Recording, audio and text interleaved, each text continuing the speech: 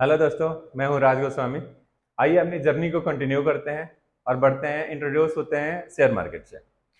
Share market में हम दो चीज़ों पे बात करेंगे।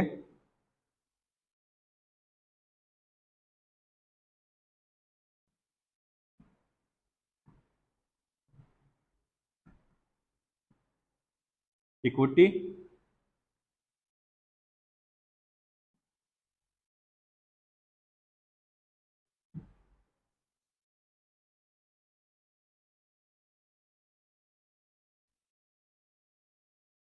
Future and options.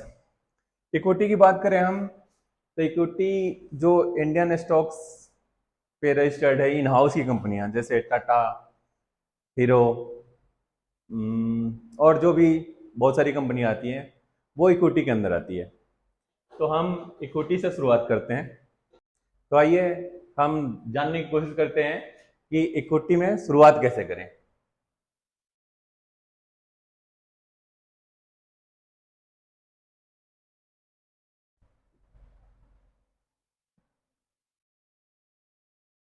How to start trading.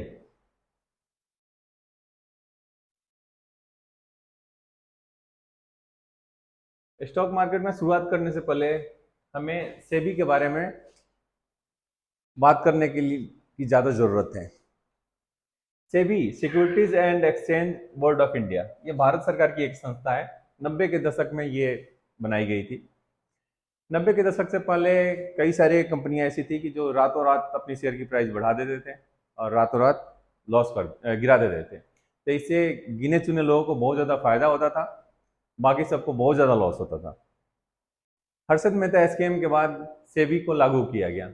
SEBI का काम है ओवरऑल स्टॉक मार्केट पे, सब पे नजर रखना। और एक तरह से ये कह सकते हैं कि मतलब सब कुछ इसके इंटर में होता है।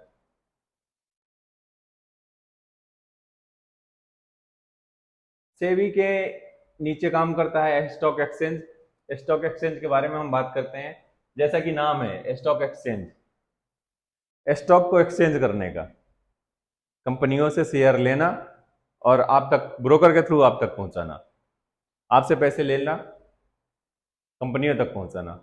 जब आपको सेल करना है तो आपसे शेयर लेके बाहर की तरफ पहुंचाना, ये स्टॉक एक्सचेंज का काम है। आज के डेट में स्टॉक एक्सचेंज 29 है।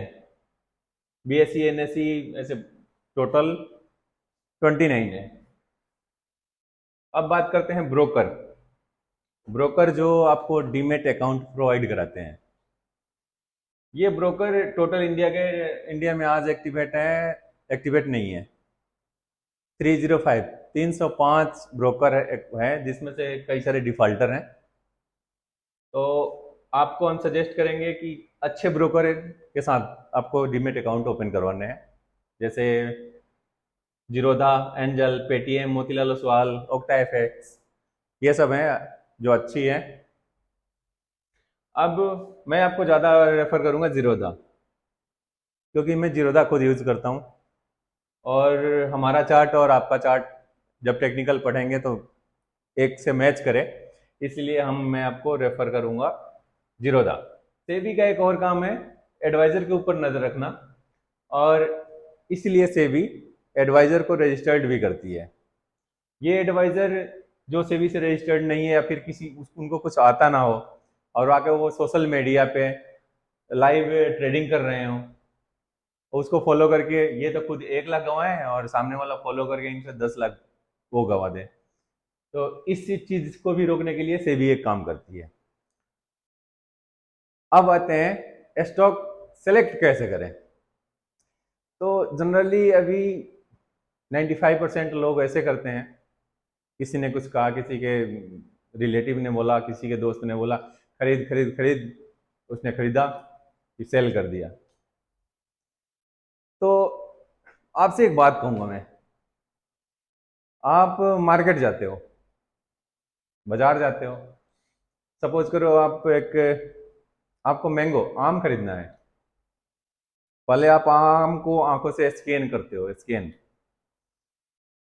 आम उठाए, येलो कलर में देखा आपने, पीला पीला आम है, अच्छा है, पहले उसको हाथों में लिया ऐसे, घुमा के देखा, अच्छा दिखा, इसके बाद फिर आपने दबा के देखा उसको, पक्के होने का कंफर्मेशन ले लिया।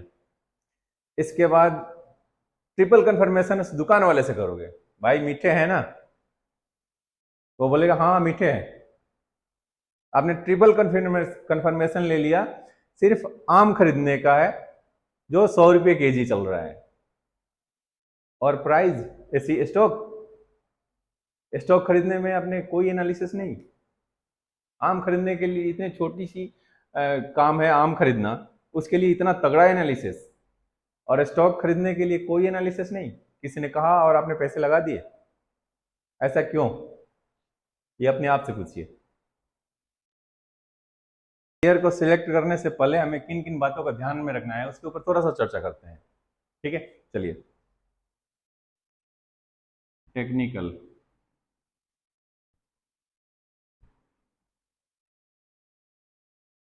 हम एनालिसिस करेंगे फंडामेंटल और टेक्निकल। पहले चलते हैं फंडामेंटल की तरफ।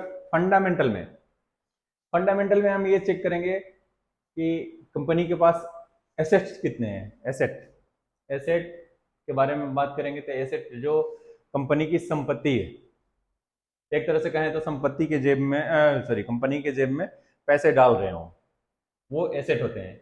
जैसे कंपनी के मशीन,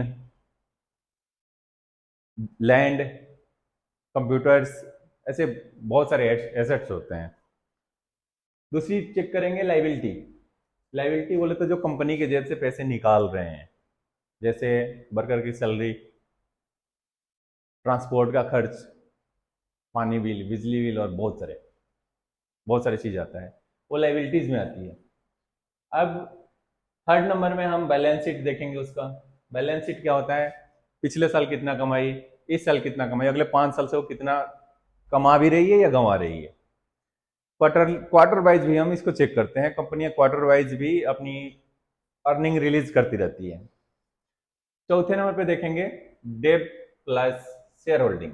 डेब्ट बोले तो कर्ज, जैसे कंपनी की वैल्यू मान लो आप 10 करोड़ है और कर्ज ले रखी उसने 50 करोड़ का, जो जिसको भरने में उसको शायद अगर सही काम कर रही तो 10 साल लग जाए, तो ऐसे कंपनी का शेयर आपको नहीं लेने हैं। तो डेप्थ चेक करेंगे। शेयर होल्डिंग, कंपनी में जो ऑनर है, प्रमोटर है, उसकी होल्डिंग कितनी है, उसने रखा भी है कि 1% अपना रखा है और बाकी सब 98% 2% रखा है और 98% पब्लिक में बांट दिया है, और राम भरोसे कंपनी चल रही है, चली तो चली, उसको क्या, उसको तो 2% केवल लिए जा रहा है और अदर से कहीं कहीं से कमीशन आया जा रहा है। तो शेयर होल्डिंग कितना है ये चेक करना होता है हमें। पांचवा होता है फेस वैल्यू। फेस वैल्यू की अगर बात करें, नहीं ये 3000 का है, इसके बारे में एग्जाम्पल नहीं करेंगे।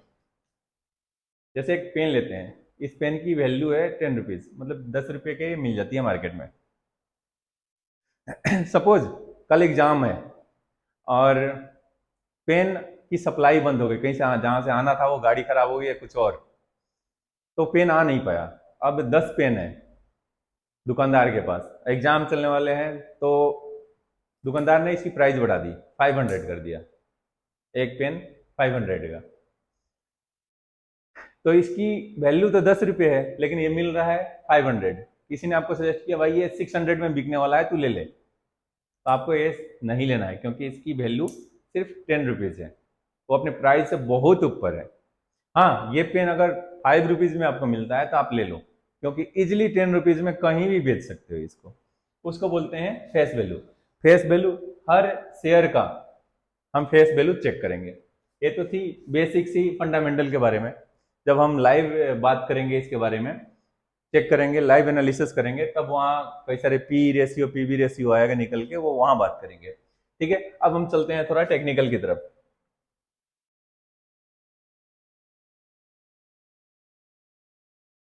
टेक्निकल टेक्निकल अगर आपको आता है, फंडामेंटल बेशक ना आ रहा हो, लेकिन अगर आपको टेक्निकल आता है तो आप कभी लॉस नहीं लोगे। टेक्निकल में बहुत कुछ आता है, मैं दो चार चीजें ही नोट किया, लेकिन टेक्निकल में बहुत कुछ आता है।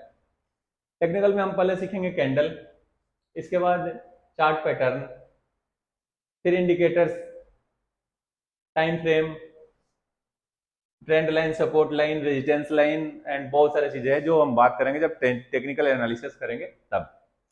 इस वीडियो में इतना ही, अगले वीडियो में मिलते हैं, तब तक के लिए जय हिंद, जय भारत।